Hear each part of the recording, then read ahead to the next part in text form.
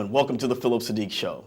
I'm going to name a couple of films, and I'm certain you've heard of all of these films, and we have the gentleman who worked on them. Beauty and the Beast, The Lion King, Aladdin, Mulan, and my personal favorite with my daughters, The Little Mermaid. Well, these gentlemen are here to talk about their new film, The Princess and the Frog. Mark Henn, who had hands-on with Tiana, and Mike Surrey, who had hands-on with the romantic Ray. Yeah. Guys, how you guys doing today? Doing good, doing good. Thanks for having us. Great. Now, question before we get into the film. What was that moment in your life where you decided you wanted to be animators? Yeah, I was maybe 6 or 7 years old, and Cinderella was one of the first movies that I remember seeing in the theater. And I got hooked. I was just like, wow, you can do that with drawings? I mean, that was amazing. So for me, very early on, and I think same with Mike, we were that hooked. early drawing all the time and not knowing where those, you just draw them because it's fun. And then you look at a cartoon and you just think, wow, that's a drawing and that's a drawing, so maybe, that could be like something you'd like to do. And the fact that your drawings can talk and move, and I mean, that was something that seemed so alien to me at age 6, but when you get into graduating from high school, you start trying to figure out what the heck I'm going to do with my life, and thank goodness I found art school. So that's This is a groundbreaking historical film. I mean, the first African American Disney princess, plus she's a heroine too.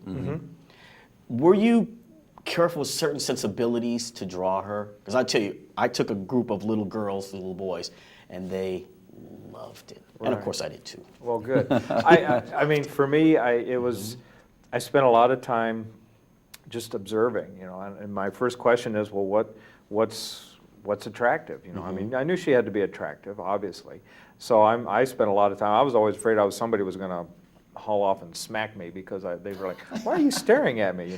But I wanted to just observe and pay attention to, what I felt was, those qualities that made up a very attractive African American woman. Yes. Anika Noni Rose was certainly a big inspiration in that. Yes. And she was absolutely stunning, and we got talking, and she had an energy and an excitement about this character, and then when I started doing my first test, and she'd get excited, so we were kind of feeding off of each other's enthusiasm that way. But so it's a lot of things that animators use to find that inspiration, and it may be you start down the similar path, but maybe somewhere along the line something else comes along. But for me, it was a lot of that, clipping pictures out of magazines, just having those things, talking with the directors. All those things kind of went into building the character of Tiana. And we must talk about Ray. Yes. Because you guys snuck some romance in this film, and I'm just saying. You didn't think it was coming from Ray, though. Oh yeah. I mean, 'cause there were guys in there too, grown men, and you could hear a lot of sniffles, and it's not like we were crying. Just a lot of dust flying around. We Yeah, no, of course. Dust out our eyes. No crying. No crying. Yeah. What was it like, creating Ray? Well, yeah, it was. I mean, a character like that doesn't come along too often for someone like me, or for anybody for that matter. I mean, you can look at him when you start the film and say, okay, he's your funny, wacky sidekick character. But then the very first screening of the film that we saw real early on, really rough, and I thought, wow, this character is a little bit more than just your funny, wacky character. And then you see how much of a romantic he is, how much he can spot love coming. He knows when it's blooming. His true love, Evangeline, all those things, and then he's also extremely funny character to watch and to hear, and Jim Cummings, who did the voice of Ray, I mean, just captured a great sort of start for me as an animator. To have that kind of voice to start with it just makes the job that much easier and that much more fun to do. Right. I mean, the music.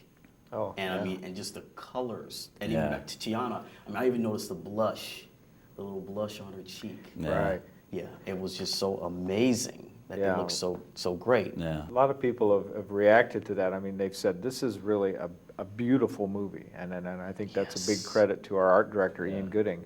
And one of the things that they, on their research trip, I think he used kind of as a foundation was basically the colors of Mardi Gras, which is the green, purple, and gold. And you'll kind of see that all, you know, throughout the film in its color palette.